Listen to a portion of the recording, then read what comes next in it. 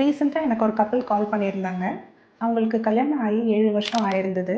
ஹஸ்பண்டுக்கும் ஒய்ஃபுக்கும் என்ன காரணம் குழந்தையின்மைக்குன்னு பார்த்தா எந்த ஒரு காரணமுமே கண்டுபிடிக்க முடியலை. ஸோ அவங்க வெளியில் உள்ள டாக்டர்ஸ் கிட்ட 7லேருந்து 8 தடவை ஐயுஐ பண்ணி ஃபெயில் ஆகியிருக்காங்க. அவங்களுக்கு ஐவிஎஃப் சஜஸ்ட் பண்ணியிருக்காங்க. ஆனால் அவங்க காலில் என்கிட்ட என்ன கேட்டாங்க தெரியுமா? மேடம், உங்ககிட்ட நான் ஒரு 2 ஐயுஐ பண்ணி பார்க்குறேன் மேடம், எனக்கு சக்ஸஸ் வருமா அப்படின்றது தான் அவங்க கேள்வியாக இருந்தது. ஆல்ரெடி 7-8 தடவை பண்ண இடத்துல ஒழுங்காக பண்ணலைன்னு நினைக்கிறாங்களா, இல்லை இவங்களை விட பெட்டராக கைராசியான டாக்டர் கிட்ட போய் பண்ணால் நமக்கு சக்ஸஸ் வரும்னு நினைக்கிறாங்களான்னு தெரியல. இந்த கப்பிள் கண்டிப்பாக சயின்ஸை அண்டர்ஸ்டாண்ட் பண்ணிக்கணும். ஸோ ஐவிஎஃப்ன்றது ஒரு ட்ரீட்மெண்ட் ஆப்ஷனாக நீங்கள் நினச்சா கூட எங்களோட ஃபர்டிலிட்டி ஸ்பெஷலிஸ்ட் சைடில் இருந்து பார்க்கும்பொழுது சத்துலான முட்டையில் உள்ள டிஃபெக்ட்ஸையும் ஸ்பாமில் உள்ள டிஃபெக்ட்ஸையும் ஐடென்டிஃபை பண்ணுறதுக்கு தான் ஐவிஎஃப் ஹெல்ப் பண்ணும். ஸோ என்ன ப்ராப்ளம்ன்றதை ஐவிஎஃப் மூலமாக ஐடென்டிஃபை பண்ணி அதை கரெக்ட் பண்ணும்பொழுது தான் இந்த கப்பிள் சக்ஸஸ்ஃபுல்லாக ப்ரெக்னென்சி அச்சீவ் பண்ண முடியும்.